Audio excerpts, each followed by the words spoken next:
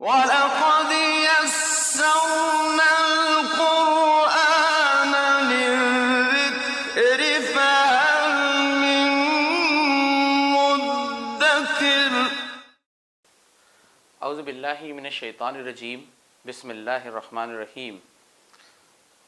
الحمد للہ رب العالمین، الصلاۃ والسلام علی سید الانبیاء والمرسلین وعلی آلہ واصحابہ اجمعین، اما بعد۔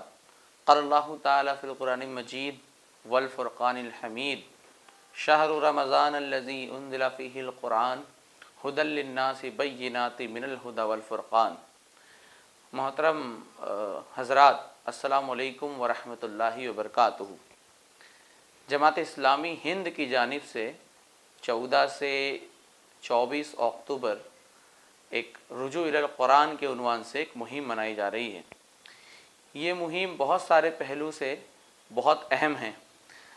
محترم حضرات، آپ جانتے ہیں کہ اس وقت مسلمان جن مسائل کا شکار ہیں اس کی ایک بہت بنیادی وجہ، بلکہ بہت بڑی وجہ، وہ قرآن سے دوری ہے۔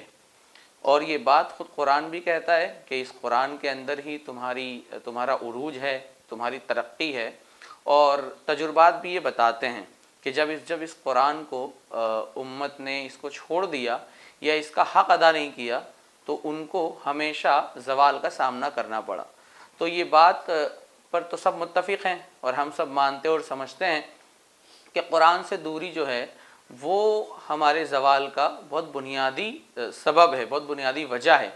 لیکن سوال دوسری طرف یہ ہے کہ پھر واپس قرآن کی طرف آنے کے لیے ہم کیا کریں اور کن ایسے پروگرامات کو اور ایسی چیزوں کو اپنائیں جس کے نتیجے میں ہمارے اندر قرآن کی طرف ہماری پیش رفت ہو، ہم قرآن کی طرف بڑھیں۔ لہٰذا اسی پس منظر میں انہی سب چیزوں کو سامنے رکھتے ہوئے کہ یہ بہت اہم مہم جماعت اسلامی نے منائی ہے کہ مسلمانوں کو قرآن سے ان کا رشتہ جو ہے وہ مضبوط کیا جائے۔ اور آپ جانتے ہیں کہ یہ بات ہم جب تاریخ کی طرف نظر ڈالتے ہیں تو صحابہ کرام کے نتیجے میں بات ہم کو ملتی ہے ان کی طرف سے کہ صحابہ کرام نے بھی جب اس قرآن کو تھاما تو پھر وہ کہاں سے کہاں پہنچ گئے اور ایک بڑا انقلاب ان کے اسی قرآن کو پکڑ کے، اس کو تھام کے، اس کے نتیجے میں انہوں نے برپا کیا۔ آج ہمارے بھی لیے یہ انتہائی ضروری ہے کہ ہم بھی قرآن مجید کی طرف بڑھیں، کیونکہ قرآن مجید میں انسان کے بنیادی مسائل کا حل موجود ہے۔ وہ انسان کو یہ بتاتا ہے کہ وہ کہاں سے آیا ہے، اسے کہاں جانا ہے اور اسے اس دنیا میں کیا کرنا ہے۔ ان ساری تفصیلات کو قرآن مجید پیش کرتا ہے۔ اور یہ بات بہت صحیح کہی ہے علامہ اقبال نے کہ انہی قرآن کو تھامتے ہوئے وہ معزز تھے زمانے میں مسلمان ہو کر، اور تم خوار ہوئے تاریک قرآن ہو کر۔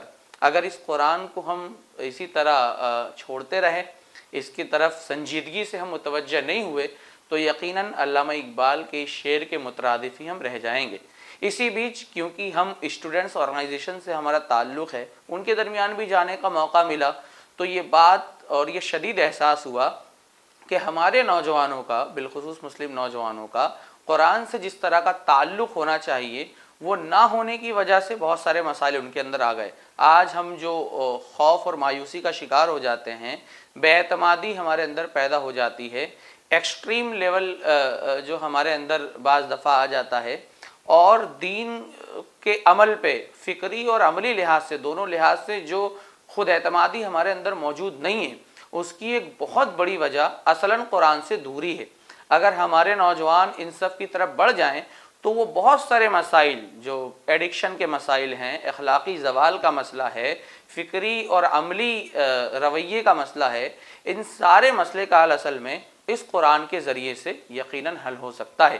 اس لیے دوستوں، ہم سب کو اس رخ پر آنا چاہیے اور اس مہم کو جو رجوع الی القرآن کے نام سے جماعت پورے ہندوستان میں چلا رہی ہے، کثیر تعداد میں نوجوانوں کو آنا چاہیے اور قرآن سے اپنے آپ کو قربت بڑھانی چاہیے، قرآن سے اپنے تعلقات کو مضبوط کرنا چاہیے۔ جو لوگ اس کا عربی پڑھ سکتے ہیں، وہ عربی پڑھ چکے ہیں، وہ اس کے آگے بڑھ کر اس کا ترجمہ کریں۔ جو اس ترجمے سے آگے بڑھ چکے ہیں وہ تفسیر کا مطالعہ کریں اور قرآن مجید کو موضوع بحث بنائیں، قرآن مجید کے حلقے منعقد کریں۔ اپنے دوستوں میں، اپنے گھروں میں، جگہ جگہ نوجوان کیمپسز میں، کالجز میں، اور جہاں جہاں وہ جمع ہوتے ہوں وہاں اس قرآن کو اپنے زندگی کے مسائل کا بنیادی حل سمجھ کر اس کا مطالعہ کریں۔ اگر اس شعور کے ساتھ اور اس سنجیدگی کے ساتھ ہم قرآن مجید کا مطالعہ کرتے ہیں تو ہمیں یقین ہے کہ قرآن سے ہماری زندگی میں ایک انقلابی تبدیلی آئے گی۔ اللہ تعالیٰ سے دعا ہے کہ اللہ تعالیٰ اس مہم کو کامیاب بنائے، ہم سب کو رجوع الی القرآن کی اس مہم میں بڑھ چڑھ کر حصہ لینے کی توفیق عطا فرمائے۔ آمین وآخر دعوانا الحمد للہ رب العالمین۔